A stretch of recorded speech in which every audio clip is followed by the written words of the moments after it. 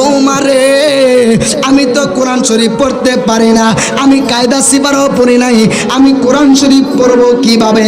এই যে মাত্র সারাদিন এই পাগলা গামছা বিক্রি করে আর রাত্র হলে উজু কইরা কোরআন শরীফটা লইয়া বইসা জায়গা। চিন্তা করছেন কোরআনের কত ভালোবাসা? আল্লাহু আকবার জোরে বলেন।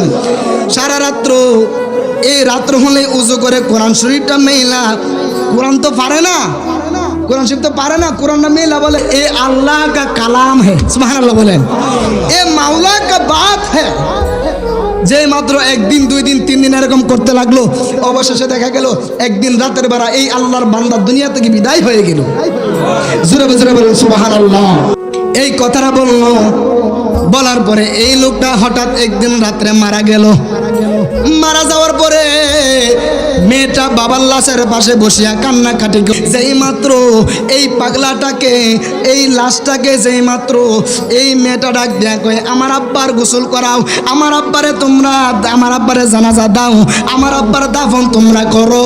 যেই মাত্র গোসল করাইছে গো, গোসল করানোর পরে জানাজার জন্য নিয়ে যাবে, কিন্তু এখানের মধ্যে একটা লোকও নাই যে জানাজার নামাজ পড়াবে, এমন একটা লোকও নাই। আর এই আশেপাশের লোকেরা ডাক দেয়া কয়, মহল্লার লোকেরা ডাক দেয়া কয়, এখন তো এই জানাজার নামাজের ইমামতির মানুষ পাচ্ছি না, এখন কি করার?